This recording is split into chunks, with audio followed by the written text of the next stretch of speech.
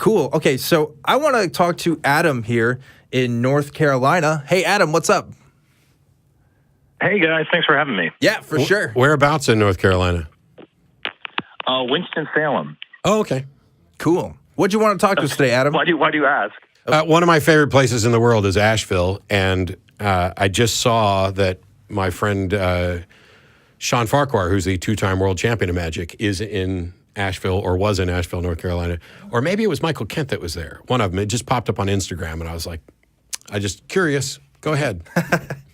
I don't think I'll mention this real briefly before we get into the topic, and probably you guys won't mind me. I don't think Matt will mind this. Hopefully you don't, Dan. Does Matt know of Jason Latimer? I don't know him personally, but I'm well aware of his work and his clear glass cups and balls routine that I think it won him a FISM prize at one point. It's beautiful. Yeah, he's amazing, and people should maybe check him out to promote another magician. I don't think he needs promoting. He's top tier, but I guess I can go into my topic. I have two topics, and maybe you guys can tell me which one interests you the most. One, people who worship Hare Krishna who go around selling books, or two, the sad state of apologetics. You know, I have some personal stories of the Hare Krishna selling books and stuff. I don't know if that'd be cool, but apologetics, that's cool too. I don't see any reason why we couldn't do both of them. I think the second one's really easy to address because if the question written here, about state of apologetics, the question that comes up is there any point in continuing to debate these topics when they're not coming up with anything that's new? There's no new evidence and things like that. If that's what you're getting at, I have a quick and easy answer to that.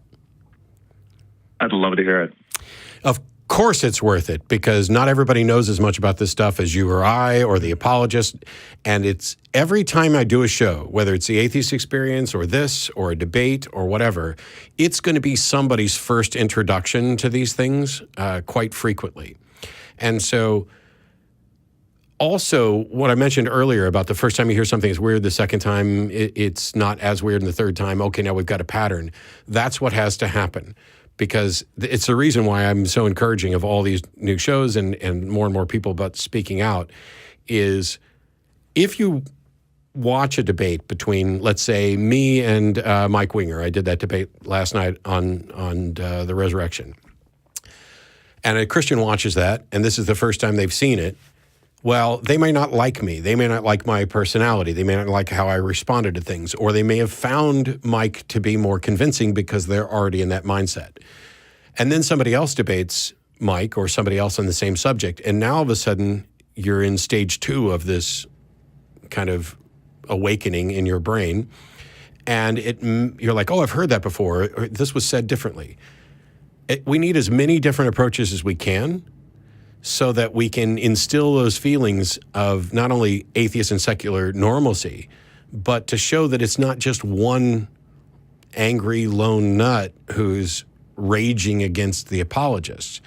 And there's a lot of ground to cover. Yes, we've been having the same debates for a couple thousand years, and they're not coming up with new arguments, or at best they'll come up with an obfuscated new version of an old argument. Right. But it's always going to be worth it to point that out. And the last little note I'll tag on here is that something that ties into this, which I think is important, is they will say, well, there's people whose minds you will never change. And that may be true. There may be people, my parents, whoever, whose minds will never be changed. The problem is I don't know how to tell who those people are until I actually talk to them.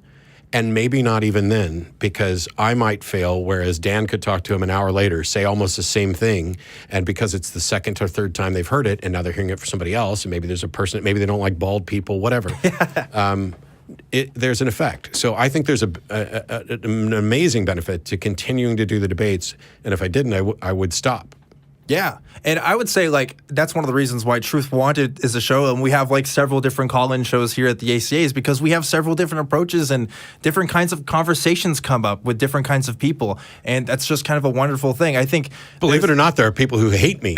Yeah. I mean, there's always going to be people in the same kind of movement as you that you don't like or you don't want to emulate, and there's going to be people that you do want to emulate and stuff, and it's better to have more people doing more kinds of things than just the same people doing the same kinds of things. I see this a lot. I see a lot of people who try to emulate Matt.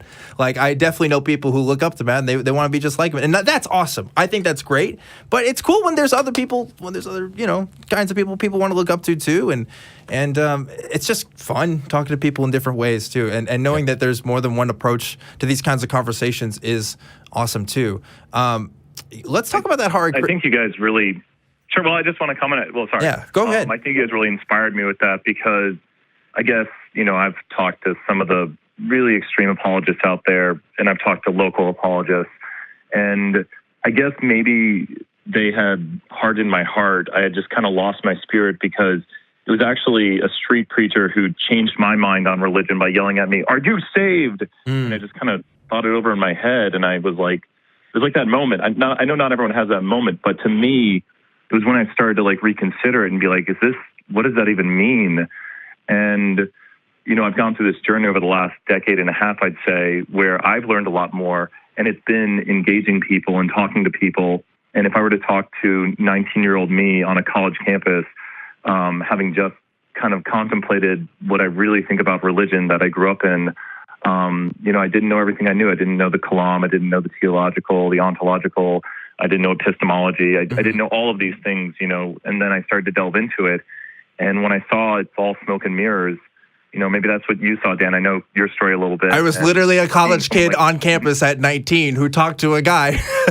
let me ask you. Let me ask you this, Adam. When you talk about talking to the apologists and getting frustrated, are you talking to them one-on-one? Yeah, I've talked to DD and other It's by and large now. Head want to explode. Do what? I wouldn't say that it's a mistake because it's good practice. But here's the thing: when I'm debating, like last night, I was debating Mike Winger. Neither of us had any real hopes of changing the other person's mind. I'm not doing it for Mike's benefit. I'm doing it for the audience's benefit. If there's a street preacher out there talking to a crowd and they're actually willing to get in a conversation where the crowd can hear, then that is what I'm talking about from what is a productive use of time.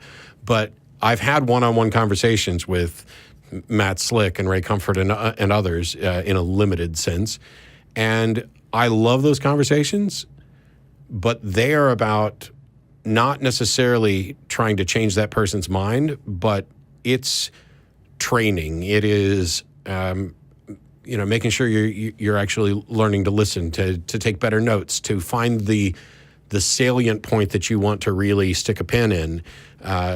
Because let's face it, I mean, Blake Junta and I have debated like 5 times. He's been at my house. We sat on a couch and talked for hours. I'm always optimistic, but I'm not sitting around going, boy, any day now Blake's going to be an atheist.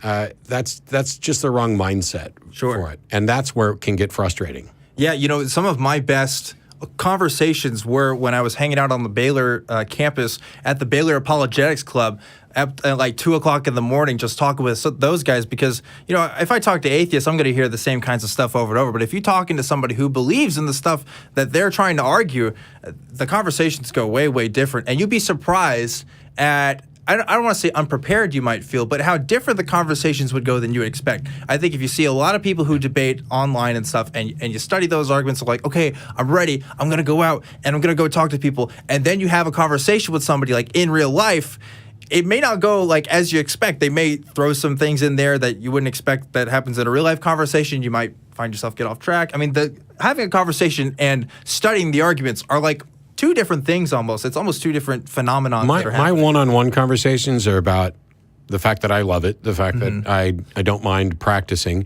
but also it's to be that first level seed planted. So I've had conversations on airplanes with this guy who wanted to tell me all about the Shroud of Turin, and another woman when we were coming back from Australia who was asking, why are you in Australia? And I explained everything, and she's a Christian, and we had a long conversation. And then when it was over, she wrote me a check for like $100, and I think she was doing it more of a, through Jesus we can do all things, and let me show you what a kind person I am. But I still appreciated it, and the conversation was still good. Yeah, for sure. I should tell more people my story. Sorry. It's worth it. Yeah, that's true too. Yeah. Well, Adam, we got a lot of callers on, and I hopefully that was enough to talk about this one thing. Maybe if you could leave us what you wanted to talk about with the hard Christians, so we can kind of talk about it a bit as we let you go. Yeah. You want me to explain Just really real briefly? quick, yeah, because I'm a bit interested. That's not Okay. something that comes up a lot. So there's these individuals who walk around, the way I think they shouldn't be doing it, which I've seen them do many times, is they hand you a book and they say they'd like to tell you about their religion. And after they talk to you for about 5 minutes, they then ask for a donation. But I actually found their training manuals online, and I watched their training videos, like an hour-long training video on how to do book ministry, I think it's called, or something. And it literally says you should get double the price you paid for the book, and Krishna will deliver to you and provide to you. And it says book ministry is the safest economic security you can have. And it says, like, sell 300 times. So when they ask you for a donation, they're not actually asking for a donation. They really want you to pay them for the book. And they get the books for about $3. So if they get $5 from you, they're getting almost double, which is their goal. And I really find it to be really sleazy, I don't know if that's a bad word, really bad tactics. And I usually walk up to them. They hand me the book. I talk to them. Then I say, are you giving me this book? They say, I'd like a donation. I say, well, I don't have any money. They ask for it back. And I say, well, you gave it to me. And I walk away, and they actually get very angry. But I know their game. I don't know if that's mean of me. That's interesting because I don't like their game. The Hare Krishnas I talked to, actually, they let me have the books that I was interested in taking. Even though they asked for a gift. I think I ended up giving it to them later because I saw them on campus. But yeah, that's interesting because I didn't experience that with the Hare Krishnas I talked to. One guy ripped the book out of my hand, literally. Oh, man. I would recommend not doing that because you may, in fact, be guilty of a crime.